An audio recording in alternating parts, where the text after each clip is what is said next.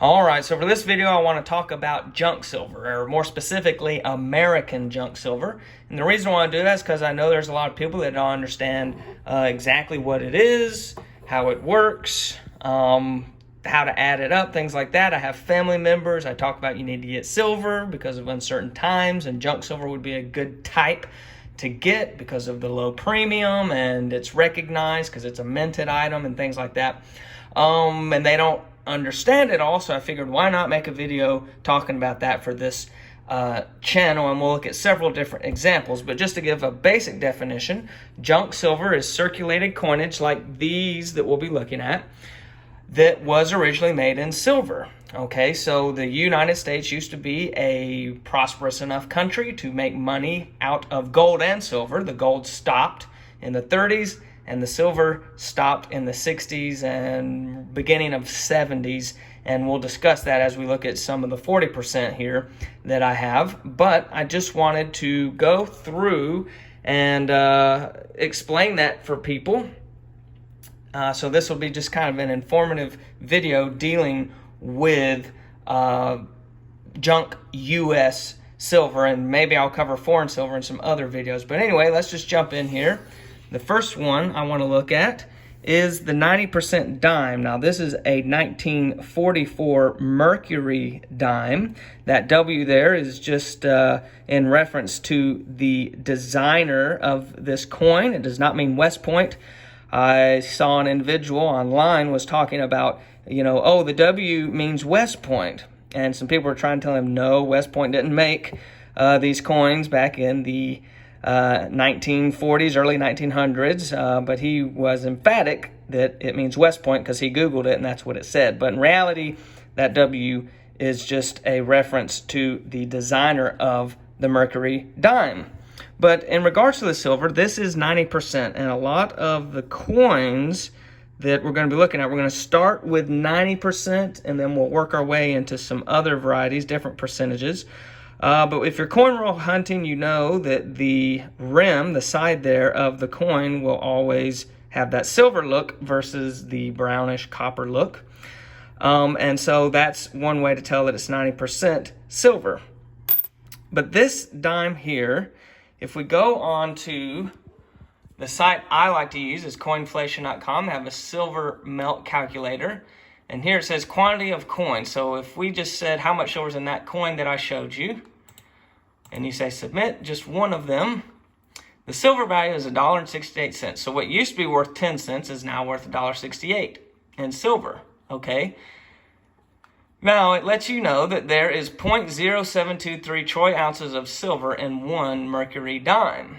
All right, and so if you had 10 of those, you just move it over, you had 0.723 troy ounces. And so for a dollar face, whether it's 4 quarters or 10 dimes or 5 dimes and 2 quarters or a $50 and 5 dimes or, whatever, if it's 90% silver coinage from the U.S., then $1 face will be 0.723 troy ounces, not regular ounces, but troy ounces, okay? And so this coin here would have 0.0723 troy ounces when it left the mint. Now, there's some wear and tear there, but most coin shops and places you sell it will recognize the original value of it unless it's in very bad condition, and we're going to look at an example of that a little further down the line. So this is one thing, one type of junk silver is the dimes. The Roosevelt dimes had them as well.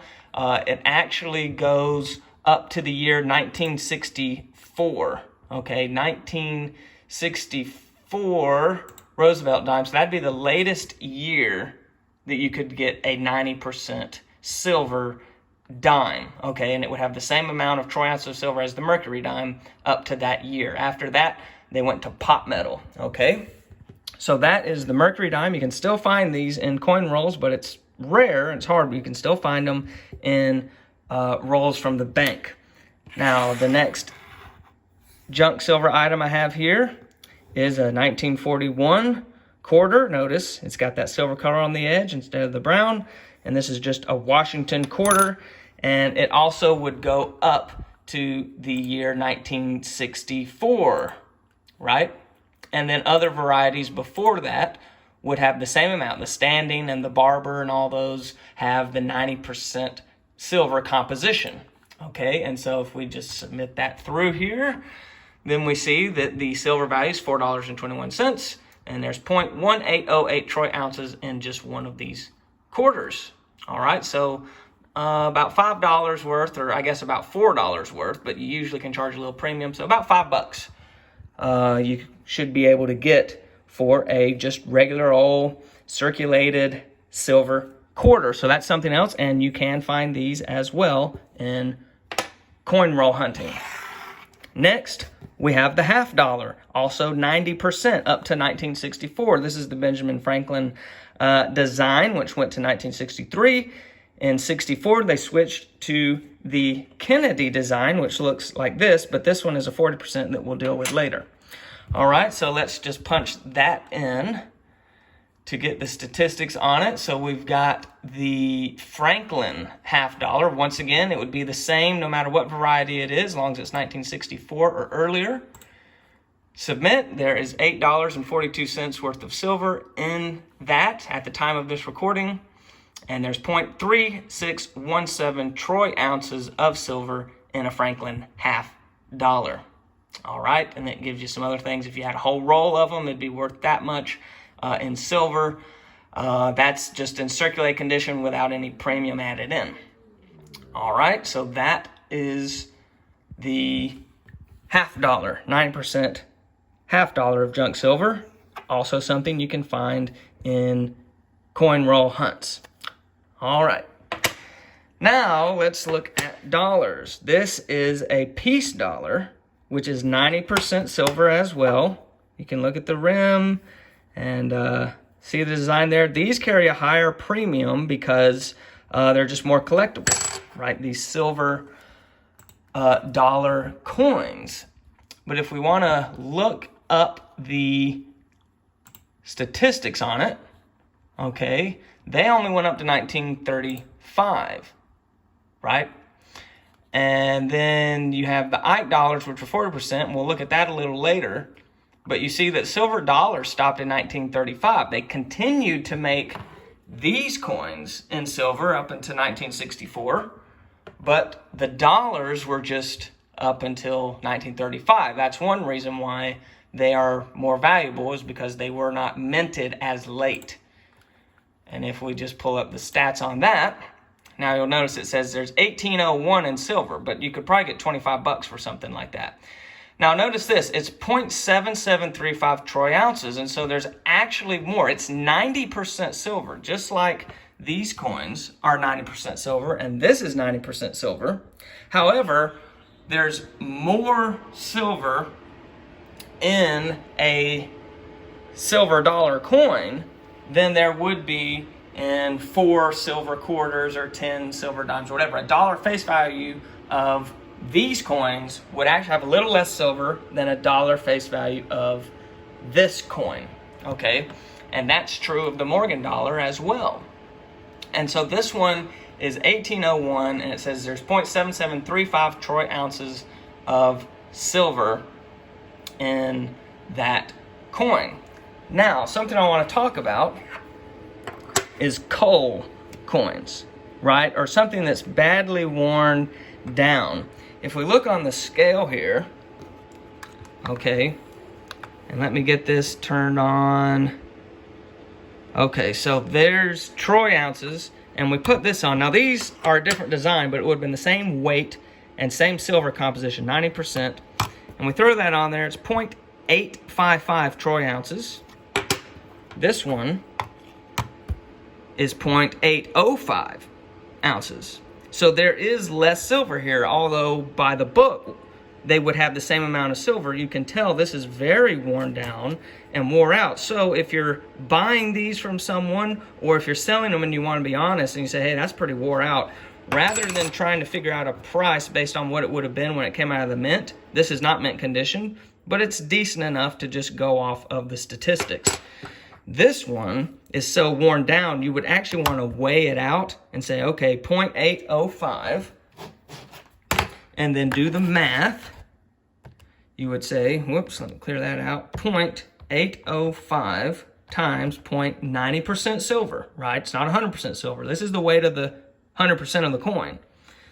So if we do the math, we see there's 0.7245 ounces, troy ounces of silver. If you subtract out the 0.7735 of a mint state, it would be a difference of 0.049 troy ounces. And so that is silver that's lost through circulation. All these coins are going to lose some silver through circulation, but you're going to have to use your eyes and see, you know, that's really worn down. So there's a significant loss of silver. And I want to pay for this. If you were just going off the silver amount, you'd say I want to pay based off of how much silver is actually there according to the scale. Okay, so that's just something to keep in mind. Always look at the condition of the coins you're buying, because you don't want someone to say a bunch of coins like this and charge you as if the silver content is with something like this. Okay, so just keep an eye out on the condition before you pull the trigger and buy something like that. Now let's get into the other compositions, the stuff that's not 90%. So 1964 and backwards in time would be 90%. But from 1965 on, the quarters and dimes were pot metal, no silver at all in those. But the half dollars decreased to 40% silver. 40%. And so if we pull that up here to get the statistics and submit that through, we see there's $3.44 worth of silver in a 40% half dollar. Now, just a refresher, let's go to the 90%. If it's 90%, then you're going to have $8.42 of silver. So that's quite a difference in the amount of silver there when they went down to 40%. But it's still silver. It's still worth more than face value. You can see here there's 0.1479 troy ounces in one of these 40% coins. Now, if you look at this edge, whoa, it does look different than just the pot metal ones, but sometimes there can be sort of that two-tone edge. And so when you're coin roll hunting half dollars, I like to look at every coin, because a 40%er sometimes on the edge can look like it's just a regular old half dollar that you can deposit again. They don't stand out as much as the 90% silver half dollars. And so that's just something to keep in mind with coin roll hunting. Okay, now something to keep in mind with these is that a lot of places, coin shops, will buy these below melt because they have to sell them to a refinery. And the refiner will pay melt or even a little less than melt because it's mostly non-precious metal, 60% non-precious metal. But if you sell them to the big guys, they're not going to refine them and melt them down. They're going to sell them as is because they have a large enough customer base. People like money metals. They'll give you a better deal. So if you are in a position of needing to sell this, sell it to the big guys that aren't having to send it to a refiner, because the smaller coin shops will sometimes go to the refiner because no one is going to want to walk in the door and buy these, or so they think. Not very many people will buy this compared to the 90%. So there's the cost of refining this, melting it down and refining it into pure silver, which is why they get less money for it. So they're going to give you a lot less money for it. And that's true for the other items that we're going to take a look at. Now the next one, this is a 40% Ike dollar. Okay, now this one is the bicentennial type, and I actually have a bicentennial set here.